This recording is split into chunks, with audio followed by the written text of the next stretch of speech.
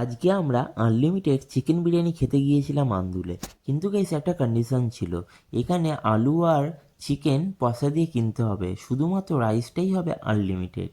তো তাই জন্য আমার দুই ভাইকে সঙ্গে করে নিয়ে যাওয়া হয়েছিল, কিন্তু ওখানে গিয়ে ওরা খেতেই পারিনি গাইস একদম। তো যাই হোক, দোকানটা খুবই সুন্দরভাবে সাজানো, আমার তো খুবই ভালো লেগেছে। হ্যাঁ, বসার ক্যাপাসিটিটা খুবই অল্প, কিন্তু তাও তোমাদের ভালো লাগবে দোকানটা, তোমরা অবশ্যই ভিজিট করো।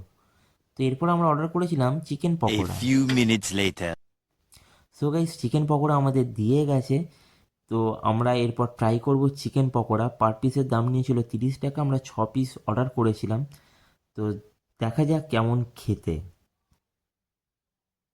গাইস, সত্যি কথা বলতে চিকেন পকোড়ার সসটা আমার একদমই ভালো লাগেনি, জানি না ওরা কী সস ইউজ করছিল। বাট চিকেন পকোড়াটা আমার মোটামুটি লেগেছে দাম হিসাবে।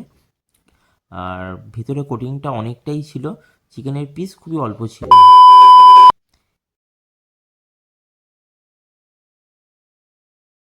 এটা আমরা অর্ডার করেছিলাম। সো গাইস, দেখতেই পাচ্ছ আমাদের চিকেন বিরিয়ানি দিয়ে গেছে। আমাকে লেগ পিস দেয়নি, আমাকে একটা অন্য পিস দিয়েছিল চিকেনের। তো রাইসটা খুবই অল্প তেল দিয়ে বানানো।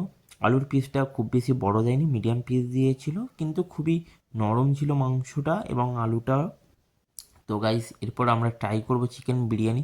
তো লাইট বিরিয়ানি আমার খুবই ভালো লাগে। তো এটার দাম নিয়েছিল 110 টাকা, সেই হিসাবে ওকে, খুব একটা খারাপ না। আর প্লাস তোমার আনলিমিটেড রাইসও ছিল। তো সেই জন্য আমার ভালোই লেগেছে বিরিয়ানিটা, তোমরা অবশ্যই ট্রাই করতে পারো। আন্দুলে প্রভু জগবন্ধু কলেজ আছে, তো তারই একদম পাশে এই দোকানটা। তো তোমরা অবশ্যই ট্রাই করো। সো গাইস, আমি খাচ্ছি। এরপর আমরা চলে গিয়েছিলাম ফ্রায়েড রসগোল্লা খেতে, যেটা আমি প্রথমবার ট্রাই করলাম আন্দুলে গিয়া। এটা আমার খুবই ভালো লেগেছে।